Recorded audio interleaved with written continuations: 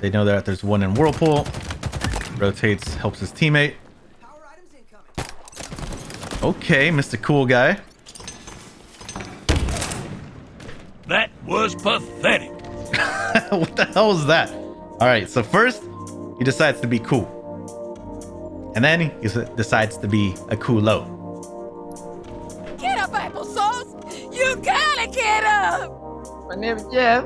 Welcome to Halo Infinite Tips and Tricks, hosted by Assassin RFP. Yo, what is up everyone, and welcome to another episode of Halo Infinite Tips and Tricks. Today we're going to be breaking down a game of Oddball, and we're going to be following someone who takes a Slayer role and see what he does right and what he does wrong. And if you learned anything new today, make sure to like and subscribe. I have a lot more information on how you could start winning more. He starts off the round by spawning top A, going to top Whirlpool, and looking down long hallway big door, knowing that enemies commonly push the Oddball. Looks like he's waiting, reacting for team callouts, and then he decides to push top gold. Picks up the noob combo, burns both of his grenades, picks up the two that are there, so making excellent use of the weapons on the map. Starts charging up the noob combo, and by the way, if you didn't know, the plasma pistol could actually stay charged while you clamber, while you jump on stuff. Woo! Gets a shot with the noob combo, but gets surprised by an enemy immediately.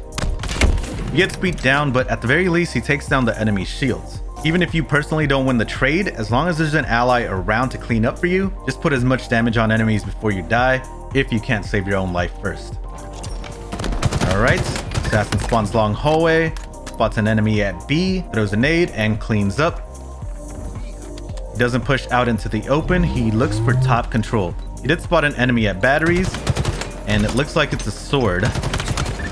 So he decides to bounce a grenade into the gold hallway in case the sword carrier was one shot and decided to play cautious. That would have definitely killed him, but at the same time also decided to step back from the gold door in case the sword guy tried to rush him, which in this case he did. So Assassin was just anticipating both possible situations and made plans to take advantage of it either way. Alright, he picks up the sword himself. He hits the batteries, he hits the air, because you never know where invisible enemies might be. And sometimes they hide in the air, but alright, he cleans up there. So he's pushing up gold stairs. He spots the ball. whiffs the sword, and gets ninja'd by the objective. Oh man. Yep. That was pretty bad.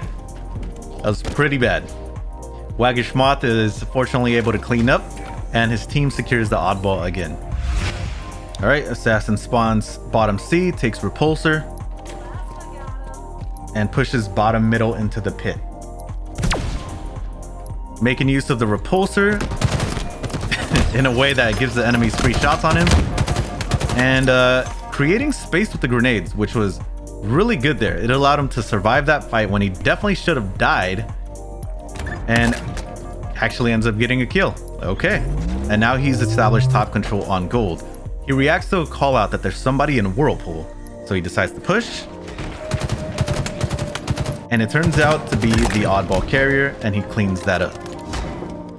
Now his team has top gold, they have Oddball. Looks like his team is able to secure the ball before Assassin even respawns, and spots an enemy going top A.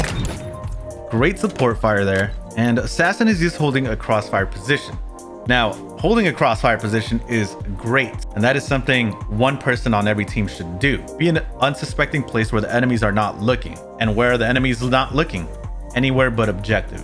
One warning when doing this, you don't want all three of your teammates not in objective being in crossfire positions, because then nobody's defending the objective. So it's very important to be aware of what your allies are doing, and making sure you don't leave objective to get a crossfire position when there's no one defending it. And again, making excellent use of the crossfire position, not tunnel visioning on anyone. He puts shots on the first guy, gets out of sight, starts putting shots on the next guy he sees. He gets out of sight, looks at the third guy, and starts putting shots on him. And that's how the crossfire position is actually played. It's not about finishing kills or getting kills, it's about putting shots on everyone, so when they actually push into objective, his teammates could get an easy 1 or 2 shot and clean everybody up. Assists are the name of the game. All right, he spots another one at bottom pit.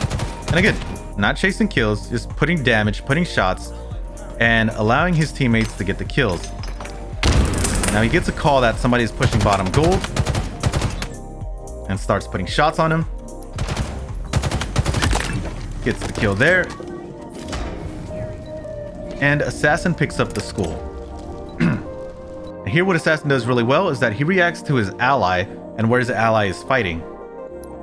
Therefore, he's able to anticipate that the enemies are pushing from one side and decides to stay on the other side. And there what happened in game. Assassin was about to rotate into Whirlpool, then into A, because he did see his allies losing the fight on top gold. But then all of a sudden he saw one of his teammates run in damaged. Since there was enemies pushing from Whirlpool into gold and enemies pushing from top gold, Assassin took a cheeky route going out of gold window and was just gonna try to run and get a few more seconds to get the win.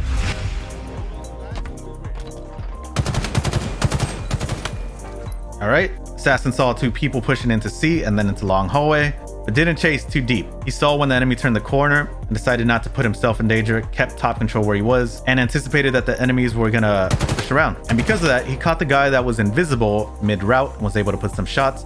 Now the allies know where he's at. There's not a random invisible guy somewhere people don't know. However, Assassin does know that there was two people and he knows that he had one shot. So he decides to go look for him and gets the kill. All right, and at this point, Assassin knows that there's still the camouflage enemy in the attic. His allies haven't killed anybody, and he's looking for him here. Unfortunately, his ally ended up dying, but since Assassin didn't lose track of this enemy either, he was able to be there and secure the oddball once again.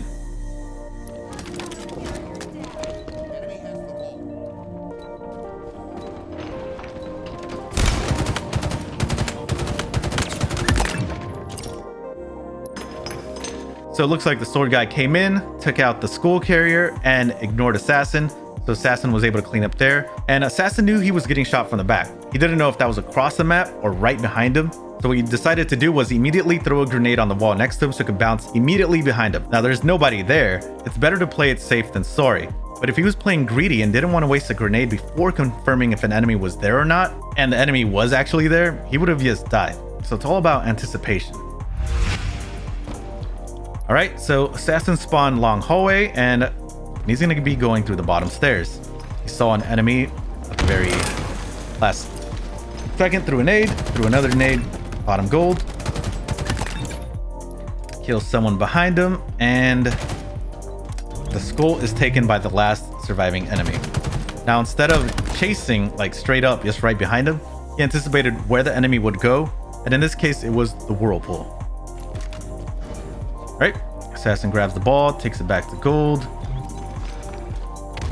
And at this point, he's just looking around. He's seeing where his allies are and, you know, positioning accordingly. All right, he notices that an enemy jumped into gold, doesn't miss a beat, immediately throws a grenade to create space. Oof, whiffs that melee. But the reason he started looking out at attic is because he already had an ally looking bottom gold. So again, no need to clog the lane. No need to waste two sets of eyes onto one enemy. Yeah, and although the other guy escaped Assassin, you know, he didn't get tunnel vision. He immediately kept moving. He knew he was still hurt and just reacted to an ally's call out and ended up getting another kill. And because of that, Assassin stayed alive. Was able to put shots on this guy. Assassin was a little too aggressive there. I wanted him to, you know, just wait half a second there. Just let your shield recharge.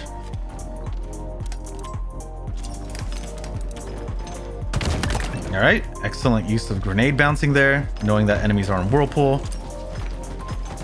Knows enemies are at B, so he threw a grenade in case they were right under him.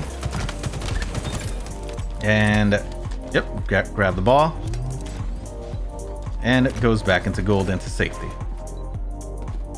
Great movement there. And again, he's just looking around his map. He's looking at where his allies are. And by process of elimination, you know, anticipating where the enemies are going to come. You're not always going to guess with 100% accuracy, but you can get to like a 95% like correct guess rate simply by looking at where your allies are. All right, and he's getting pushed from top gold. Oof, he gets a kill there, but eesh, what the what was that? Oof. I don't like the call that he held the ball for as long as he did. He ended up getting a kill somehow, and then the enemy, instead of like finishing off Assassin, decided to just grab the ball and like jump in front of him. And then Assassin grappled. That was some clown shit if I've ever seen it. But but all right, that happened. Okay, it's like that enemy didn't see Assassin there, and again made the same decision as earlier. Knew a grenade was going to explode right behind him, so he pushed forward. Reloads around the corner, spots an enemy. All right, gets a nice kill there.